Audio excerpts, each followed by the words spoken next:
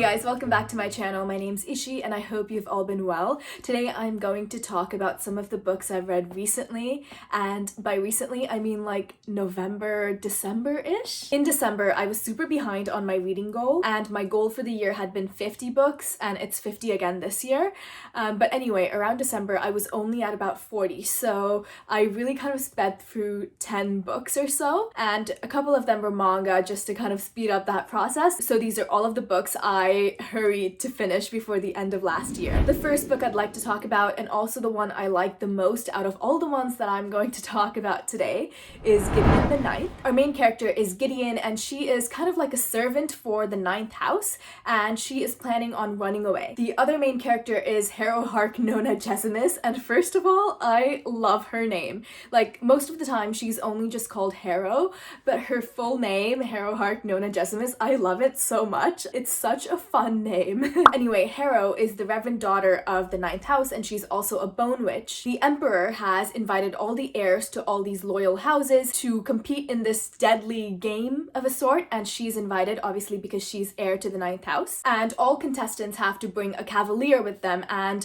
the ninth house cavalier is not great. So basically she brings Gideon along with her, and Gideon is basically acting as her cavalier even though she has never been trained as a cavalier. And there's lots of necromancy and bone magic and magic surrounding the dead involved, which I thought was super interesting. It's been quite a while since I read this, and the only thing I really know about it is that I really liked it. Usually I'm very thorough about my reviews, and when I write my reviews on Goodreads I kind of say a lot of things, so by the time that I'm making a wrap up I remember all the things that I need to talk about. So while I was planning out this video I went to look at my Goodreads review for Gideon the Ninth, and this is all I found, which is not helpful whatsoever to anyone. So what I remember from the plot, and I might mention some spoilers here, is that Gideon and Harrow go off to compete in this game of sorts, and all the other houses and their heirs and cavaliers are there as well, and they are all put together in this big mansion, and they are competing with each other, and people are getting killed. There are some alliances between the different houses, some houses are betraying each other, and a lot of things are going on.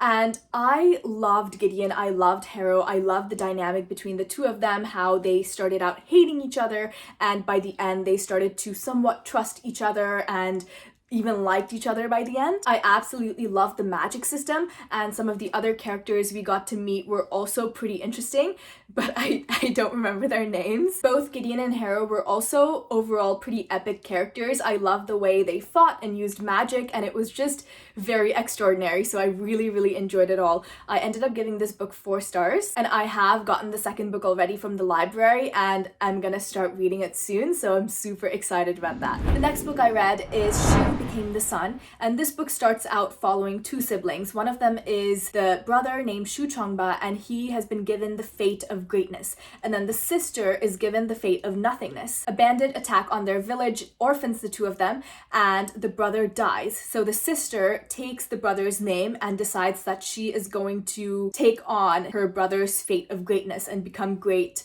in place of him. So she runs away from this village pretending to be a boy, pretending to be her brother, and ends up at this monastery where she grows up and learns all that she knows. I was really interested in this book because it was compared to Mulan and the Song of Achilles, which I don't think is very accurate at all. If I were to compare it to any book, I would compare it to maybe The Burning God by R.F. Kuang, because it contains a lot of heavy topics. Not that Mulan and the Song of Achilles don't contain those sort of topics, but just the way that it is written and presented, the vibe is very different. I feel like the Song of Achilles is very like YA, but The Burning God is a bit more heavy, and this book is a bit more heavy, kind of like The Burning God, if that makes sense. There's a lot of politics, strategy, war, and I really enjoyed all of those things. I really love the main character and her storyline. This book does switch between a couple perspectives, and I kind of wish that we spent more time with the main character rather than a few of the other point of views. One of the things I found with the main character is that she was always just on the go and doing things and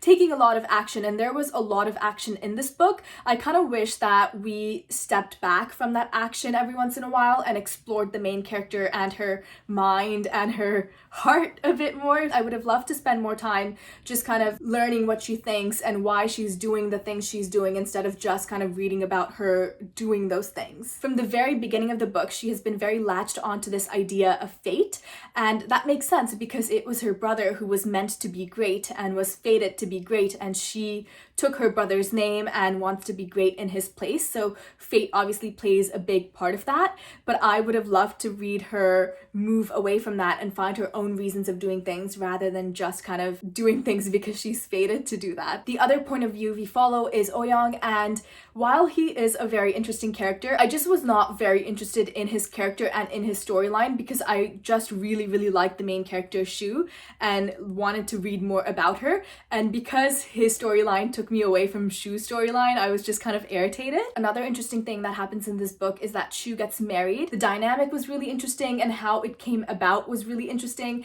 and the problems between them were really interesting, and I would love to see how that progresses over the next book. There is a next book coming out sometime this year, I believe, called He Who Drowned the World. Really looking forward to it. The next book I'll talk about is Gallant. This book follows Olivia Pryor, who lives at the school for girls, and she gets a letter calling her home. She goes to this house not knowing anybody, and she didn't know that she even had family left out there in the world, so she's all very surprised. But there's something not quite ordinary about this house. The house is called Gallant, and she knows that the house is hiding secrets, and one day she happens to cross this wall and ends up in this alternate version of the house where everything is dead and dark. I would call this maybe like a gothic fantasy, and it's also middle grade, so it's a little bit easier to read. I went into it not knowing that it was middle grade, so my expectations were quite different. It was beautifully written, and I love V.E. Schwab's writing style. I loved how the magic and the house were described, and I especially loved the parallel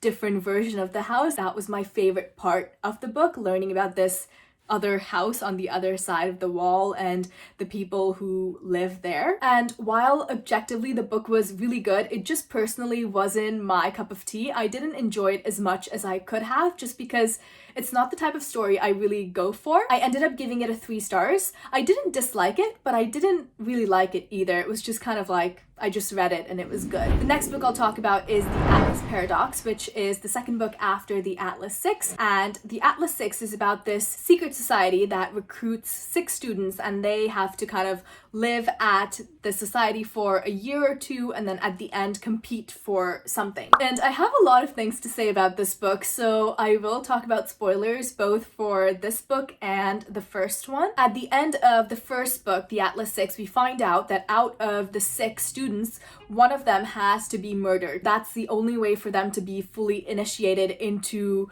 this Alexandrian society. And then by the end of the book, one of the main characters, Libby, is also kidnapped by her boyfriend. In this book, we find out that her boyfriend is actually this time traveler, and he has kidnapped her to a different time, so she's stuck back in time and has no way to kind of go forward in time again because she doesn't have any time traveling capabilities. So the entire time she is living back in time and is trying to figure out how to get back, and all of the other characters we followed are still in the future, or I guess the present timeline, and they are also trying to figure out how to get Libby back. I can honestly say that this book is unlike anything else I've ever read before. I love time traveling and paradoxes and parallel universes, and having all of that thrown together in one book was really great. But I wasn't that big a fan of the plot or some of the characterization. There is one character, her name is Reina, and she fully believes that she is a god. And I found that whole thing to be super annoying. There's also another character, Parisa, and I actually really liked her, but I was really disappointed with how her character grew or didn't really grow. Her whole personality was like her being pretty, and it wasn't really explored outside of her being pretty, which I found kind of disappointing. I also think a lot of the character development happens off the page, so we can't see that build up, we can't see the characters changing, which makes it less believable. For example, Reina was super upset about Nico's opinion of her, and Nico basically thought that Reina was weaker than she actually is, and she cared about this so much and was so genuinely upset, and I didn't understand why, because their relationship is never really explained or explored on page that much. So I'm like, okay, like, move on. Another example is Libby and Elin, and when Libby ends up back in time, she befriends Elin and they're kind of working together, and it's like out of nowhere it's a romantic relationship when we don't really get to see that build up and we don't get to see them start to like each other. I would have loved to know Elin more, but to me she was kind of just like a random character, and I didn't care. One thing I absolutely loved is Tristan's storyline. In the first book, Tristan is very like downtrodden and he is not very headstrong, so people, especially Callum, walk all over him. And in this book, Tristan finally snaps at Callum, which I loved reading. Also, I feel like so many different things were happening with so many different characters that we didn't fully get to spend enough time with any of these things. I would have liked if there were less things happening and we got to read about them more in depth. Overall, I really did enjoy it though. I ended up giving it 3 stars. The next book I'll talk about is The Hawthorne Legacy. This is book 2. The first book was The Inheritance Games, which was about this girl named Avery who gets written into this really rich guy's will, and she inherits all his property and money, and she doesn't know why because she is not related to him in any way. Objectively, there are quite a few things that I can criticize, but subjectively, I overall just enjoyed reading this book. This book especially gets a bit too convoluted, and a lot of different plot twists are happening, especially near the end of the book. I would have liked if they were kind of spaced out evenly throughout the book rather than just all being there at the end. Also, some of the plot twists were just kind of unnecessary. For example, and this is a spoiler, in the first book, Avery knew this guy named Harry who was apparently this homeless man that she sometimes played chess with at the park. And then she finds out that this Harry was actually a man named Tobias Hawthorne who had run away from the Hawthorne family. And then in this book, she finds out that he actually burned down this place that resulted in a death of a couple people and then ran away. But then she finds out that her mother was having an affair with Tobias, and she thinks for the majority of this book that she's actually Tobias's daughter. But then she finds out near the end of this book that she is not Tobias's daughter, even though he was the one who signed her birth certificate. But Tobias does have a daughter, and it's just this whole convoluted thing, and it did not need to be that convoluted. I don't think that needed to be there at all. I also don't like the love triangle. Like, Grayson, Jameson, just pick a brother. I don't like it. I also don't like her friend Max at all. Like, I just don't like her. I don't think she needs to be in this book. Her fake curse word vocabulary is one of the most irritating things I've ever had to read in my whole entire life. She says stuff like, that faxing sucks, and blah, blah, blah. I'm like, shut up.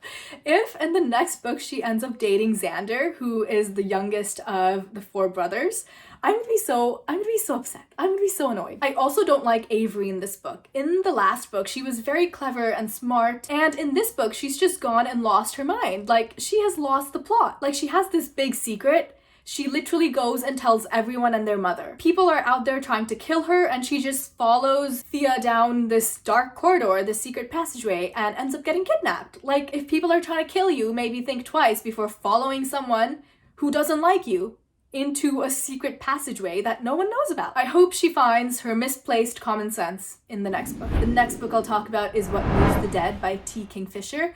I read this because Nettle and Bone was one of my most favorite books I read last year, also by this author. I loved it so much, and I was really excited to read this one as well. This is a retelling of Edgar Allan Poe's The Fall of the House of Usher, which I haven't read, so my opinions on this book are based solely on what I know from this book. This is a gothic horror type book about this fungi that goes into people and possesses them and becomes alive. Quite nasty. I didn't like this book as much. I ended up giving it 2 stars. I thought the plot moved really slowly and the pacing could have been a little bit better. Our main character is from this fictional place called Galatia, and this doesn't make sense to me because all the other characters are from Britain and the US, like real places, so I don't get the point of making up a fictional country. And Galatia was a real place once upon a time, located somewhere near modern day Turkey. But I don't think that's what the author was talking about. It's just a fictional country, so that doesn't make sense to me. I honestly don't have much to say about this book. It is a short story. It's like 160 pages, so I don't have a lot to say, and I also wasn't the biggest fan. The next book I'll talk about is Tales from the Inner City, which is a collection of short stories